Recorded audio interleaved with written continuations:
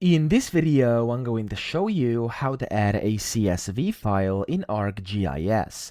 Now first, you want to go to the top here. When you're on your map, you want to click on Map and then go to Add Data.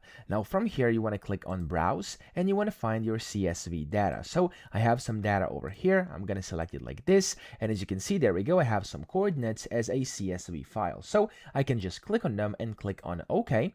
And that's going to get added over here inside my contents. And just like this, as you can see, it's the coordinates. I can click on OK, and if I actually right click on it over here, I can also of course edit it. I can do whatever I want here, and I can create points from table from this, for example, and then click on XY table to point, and then just click on OK. And as you can see, in this case, my coordinates are going to be XY table to point converted, and I can now see the coordinates over here as well. Okay, but that's essentially how you add CSVs, and they're going to appear over here on the left inside your contents, inside the drawing order, and then as standalone tables as well, in case you have of course some tables you want to add in here too. Okay, but you can also double click on them and you can see basically everything regarding that. So that's how to add a CSV file. I hope this video helped you out. If it did, please subscribe to the channel and help me out as well.